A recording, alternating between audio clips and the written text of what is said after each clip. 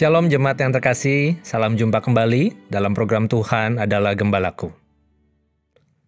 Saudara yang terkasih, di dalam iman Kristen kita melihat ada begitu banyak gambaran dan metafora yang Alkitab katakan tentang bagaimana relasi antara orang percaya dengan Tuhan Yesus Kristus.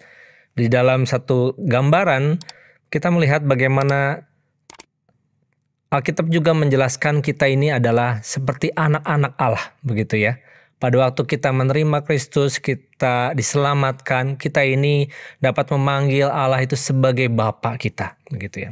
Saudara, inilah yang menjadi satu kekayaan dan juga satu kedalaman daripada relasi yang menolong kita memahami bagaimana kita hidup di dalam dunia. Rasul Paulus menjelaskan ini dengan baik dalam Roma pasal 8, ayat yang ke-12 hingga ke-17.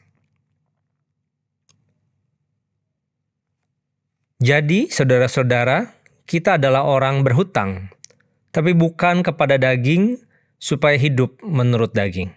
Sebab jika kamu hidup menurut daging, kamu akan mati. Tetapi jika oleh roh kamu mematikan perbuatan-perbuatan tubuhmu, kamu akan hidup. Semua orang yang dipimpin roh Allah adalah anak Allah. Sebab kamu tidak menerima roh perbudakan yang membuat kamu menjadi takut lagi. Tetapi kamu telah menerima roh yang menjadikan kamu anak Allah. Oleh roh itu kita berseru, Ya Aba, Ya Bapa. Roh itu bersaksi bersama-sama dengan roh kita bahwa kita adalah anak-anak Allah. Dan jika kita adalah anak, maka kita juga adalah ahli waris.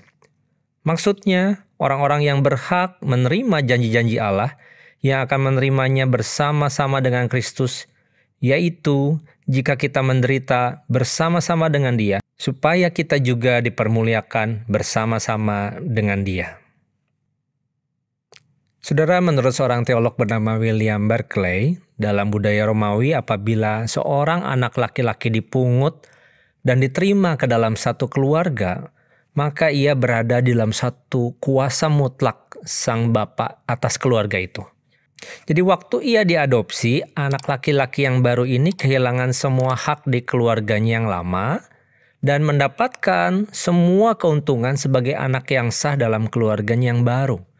Dalam pengertian legal, dikatakanlah ia mendapat ayah yang baru. Jadi ia juga mendapat jadi satu ahli waris dari harta milik ayahnya yang baru ini.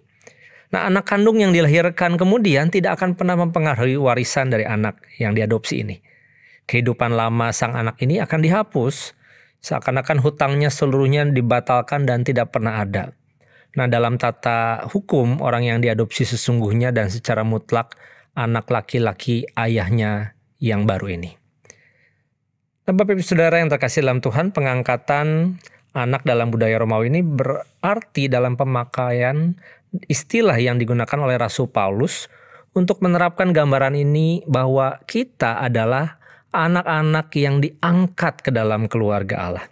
Jadi dahulu kita di dalam satu kuasa mutlak dari kebiasaan dan natur kita yang berdosa, tapi karena kasih setia Allah, itu telah membawa kita ke dalam satu ikatan kasih yang baru dalam keluarga Allah.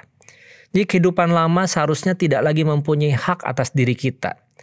Tuhanlah yang memiliki hak yang mutlak atas hidup kita. Yang lama sudah dibatalkan dan seluruh hutangnya dihapuskan. Sehingga kita bisa memulai sebuah kehidupan yang baru dengan Allah dan menjadi ahli waris seluruh kekayaannya.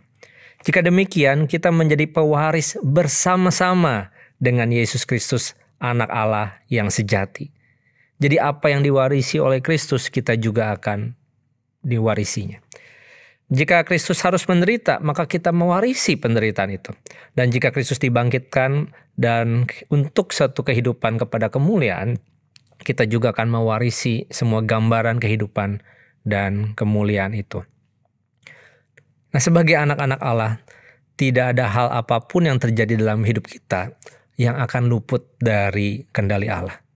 Nah, sebagai anak-anak Allah, kita juga punya sebuah tanggung jawab untuk hidup sesuai dengan kuasa kehidupan yang Roh Kudus sudah berikan di dalam hidup kita. Yaitu apa? Menjauhi dosa, menjaga kesucian hidup, memelihara persekutuan dan relasi yang intim dengan Allah Bapa lewat perenungan firman dan doa, mengasihinya, mencari kehendaknya, dan menikmati, menerima sebuah pengharapan surgawi. Saudara, saya mengajak mari kita kembali benar-benar hidup sebagai anak di rumah Bapa. Ya, sebagai anak-anak yang mewarisi seluruh kekayaan, warisan, dan juga segala berkat yang tersedia dalam hidup kita. Kita bersyukur atas karunia Allah yang sudah menjadikan kita sebagai anaknya. Mari kita berdoa.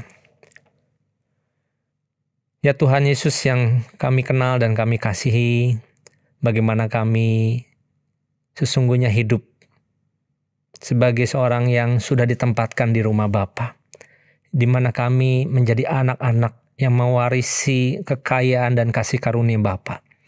Dan disitulah sebenarnya harusnya kami hidup berperan, bertanggung jawab, dan sungguh-sungguh menjaga kehidupan kami. Karena kami bukan lagi seorang yang dikuasai dalam kehidupan lama kami, tapi Engkaulah yang menjadi pemilik dan Engkau sendiri yang memberikan akan sebuah tujuan baru dalam hidup kami.